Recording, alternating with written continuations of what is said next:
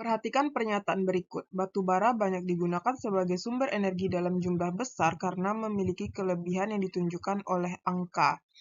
Nomor 1, pengolahan batu bara tidak merusak lingkungan. Salah ya, berarti yang nomor 1 itu salah.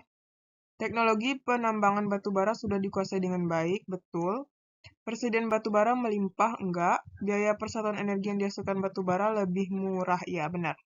Jadi jawabannya 2 dan 4, yaitu yang D. Nomor 2, salah satu proyek energi terbarukan terbesar di dunia adalah pembangkit listrik tenaga surya di Gurun Sahara yang dirancang untuk menyalurkan energi bersih ke Eropa. Proyek ini dianggap revolusioner karena memanfaatkan sinar matahari yang melimpah di daerah tersebut. Namun, apa tantangan utama yang mungkin dihadapi dalam menerapkan proyek serupa di Indonesia? A. Indonesia memiliki iklim yang terlalu dingin, enggak. B. Keterbatasan lahan, enggak. Kendala cuaca, mendung, dan musim hujan. Nah, ini yang benar ya. Tinggal jawabannya C. Nomor 3, pada tahun 2019, pemerintah Jepang mengadakan kampanye besar-besaran yang mempromosikan green building, yaitu bangunan yang dirancang untuk mengurangi konsumsi energi dengan memanfaatkan teknologi ramah lingkungan. Jika program serupa diterapkan di Indonesia, langkah awal yang paling penting untuk memulai kampanye ini secara efektif yaitu. Nah, ini yang A, menghancurkan semua bangunan, ini nggak mungkin ya. Mewajibkan semua rumah tangga beralih ke energi terbarukan dalam waktu singkat. Nah, ini gimana ya? Sulit juga ya. Memberikan subsidi kepada pengembang yang merancang bangunan hemat energi. Ini bisa jadi sih. Mewajibkan setiap gedung untuk menggunakan bahan bangunan impor. Ini enggak. Membangun semua gedung dengan tenaga surya sebagai satu-satunya sumber energi. Enggak. Nah, jadi yang paling pas itu mungkin yang paling cocok itu jawabannya adalah yang C ya. Ini yang paling efektif gitu. Soal nomor 4, kebutuhan energi nasional setiap tahunnya terus meningkat mengikuti pertumbuhan ekonomi, penduduk, harga energi, dan kebijakan pemerintah. Kebutuhan energi nasional paling besar itu dalam sektor. Nah, sebenarnya kalau kita cari di internet itu ya, terakhir itu tahun 2022, itu yang paling tinggi itu adalah industri. Nah, tapi karena di sini kata kuncinya mengikuti pertumbuhan ekonomi, penduduk, dan harga, jadi eh, yang paling besar itu dalam sektor berarti rumah tangga ya, E. Nah, tapi sebenarnya itu, tapi kalau kita mengacu ke peraturan apa, eh, sumber dari apa namanya tuh, beberapa sumber dia mengatakan industri sebenarnya. Tapi ada beberapa jawaban yang mengatakan rumah tangga. Nah, nanti jadi jawabannya sebenarnya ada dua sih. Ada beberapa yang menjawab rumah tangga, ada yang beberapa menjawab industri. Tapi kalau rumah tangga ini lebih ke mengacu pada pertanyaan pertumbuhan ekonomi penduduk gitu kan. Tapi kalau misalnya industri ini sesuai dengan apa namanya tuh statistik yang kita baca kalau dari berita-berita ya. Soal nomor 5, di Indonesia konsumsi energi listrik terus meningkat setiap tahun. Tetapi efisiensi energi di sektor rumah tangga itu masih rendah. Berarti efisiensinya rendah ya. Efisiensi rendah. Nah, kalau efisiensi rendah berarti pembuangannya banyak dong. Banyak yang terbuang kan daripada yang terpakai. Nah, kalau banyak yang terbuang daripada yang terpakai berarti alatnya itu adalah alat lama gitu. Alat lama kan. Nah, kalau alat lama berarti di sini untuk meningkatkan efisiensi energi di sektor rumah tangga di Indonesia dapat dilakukan dengan cara mengurangi penggunaan alat-alat elektronik, nggak mungkin ya. Dia efisiensi, kata kuncinya efisiensi. Mengganti semua peralatan rumah tangga dengan enggak juga. Mendorong masyarakat untuk menggunakan generator enggak. Menggunakan lebih banyak pendingin apalagi ini. Menerapkan program penggantian peralatan rumah tangga lama dengan yang lebih efisiensi energi. Nah, ini baru benar. Jawabannya adalah yang E. Nomor 6, bahan bakar fosil merupakan bahan bakar yang paling banyak dimanfaatkan oleh manusia, sehingga lama-kelamaan jumlahnya makin berkurang. Oleh karena itu, berbagai energi alternatif diperlukan untuk mengganti energi fosil. Energi tidak terbarukan yang dapat digunakan sebagai alternatif pengganti energi fosil adalah biogas tuh terbarukan, biodiesel juga. Eh, energi tidak terbarukan yang dapat digunakan sebagai alternatif pengganti energi fosil. Nah, jadi ini juga angin juga. Nah, sehingga jawaban yang tepat itu adalah yang A, nuklir. Nomor 7, sel fotovoltaik dapat menghasilkan listrik dari loncatan elektron pada permukaannya. Oleh karena itu, sel fotovoltaik dapat digunakan untuk mencukupi kebutuhan energi listrik. Sumber energi yang menyebabkan loncatan elektron tersebut berasal dari ini adalah sinar matahari. Nomor 8, salah satu usaha yang dapat dilakukan untuk mengurangi dampak penggunaan energi terhadap lingkungan. Mengurangi dampak penggunaan energi. Sistem pendingin pabrik dan pembangkit listrik tanpa memperhatikan ini enggak.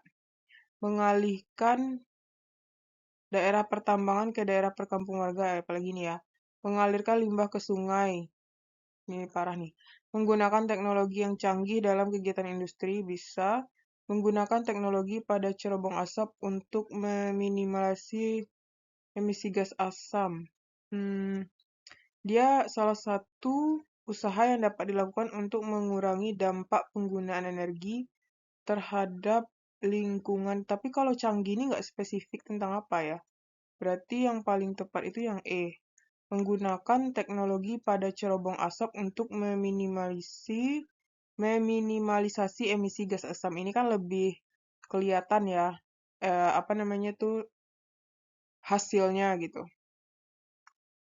Nomor 9, Indonesia sedang mengembangkan program energi berbasis biofuel untuk mengurangi ketergantungan pada bahan bakar fosil. Salah satu sumber biofuel yang diandalkan adalah kelapa sawit, namun program ini mendapat kritik dari berbagai pihak. Apa kekhawatiran utama terkait masalah ini? A. Biofuel berbasis kelapa sawit terlalu mahal. B. Biofuel berbasis kelapa sawit tidak cukup efektif. Perkebunan kelapa sawit menyebabkan deforestasi. Nah, ini bisa nih. Deforestasi itu kayak penggundulan ya. Biofuel berbasis kelapa sawit mengeluarkan lebih banyak emisi, enggak. Penggunaan biofuel berbasis kelapa sawit hanya terbatas di wilayah perkotaan, enggak ya. Ya, jadi yang lebih tepat itu adalah yang C. Karena mengganggu hutan kan, atau mengganggu ekosistemnya. Jadi nanti lahan-lahan di deforestasi itu digundul gitu ya. Nomor 10, proyek PLTS atau pembangkit listrik tenaga surya di Kepulauan Wakatobi merupakan salah satu langkah awal dalam pengembangan energi terbarukan di Indonesia. Namun proyek ini masih terkendala biaya yang tinggi untuk perawatannya. Solusi yang dapat diambil untuk mengatasi masalah tersebut adalah berarti dia terkendala biaya ya, biaya yang tinggi. A. Menambah jumlah panel surya, dia biaya. Mengurangi biaya dengan menggunakan teknologi surya lebih rendah. Meningkatkan kerjasama internasional dalam teknologi perawatan energi terbarukan, ini bisa sih, karena terkendala biaya kan. Kalau menutup proyek, nggak mungkin. Mengandalkan pembangkit listrik tenaga batu bara, enggak ya. Jadi yang lebih tepat itu meningkatkan kerjasama. Jadi ada kerjasama sehingga kita bisa terbantu dari segi perawatannya kan. Oke, kita lanjut. Sekarang bagian yang esai. Yang pertama soalnya adalah energi kimia dalam minyak bumi dan gas alam sangat mudah diubah menjadi bentuk energi lain. Akan tetapi penggunaan minyak bumi dan gas alam dapat mencemari lingkungan dan memicu pemanasan global. Mengapa demikian? Nah, sebab dia itu dapat menyebabkan peningkatan kadar CO2 yang merupakan gas rumah kaca atau greenhouse gas yang meningkatkan suhu bumi karena menyerap gas. Jadi dia tuh menghasilkan CO2 yang besar ya. Makanya itu yang dapat menyebabkan pemanasan global. Nomor 2, bagaimana cara menghemat penggunaan energi di sektor transportasi? Yang pertama, yaitu dengan menggunakan transportasi publik, merawat kendaraan dengan baik, dan menghindari penggunaan kendaraan pribadi ketika tidak perlu. Nomor 3, bagaimana upaya menghemat energi dari sektor komersial? Nah, di sini adik-adik bisa baca ya. Di sini ada 1, 2, 3, 4, 5, 6, 6 sampai berapa nih? 6, 7, 8, 9 ya. Jadi melakukan audit penggunaan energi, merawat alat dan mesin, sampai menaiki transportasi umum. Komersial itu kan umum berarti ya. Nomor 4, pembangkit listrik apa yang paling banyak menghasilkan listrik?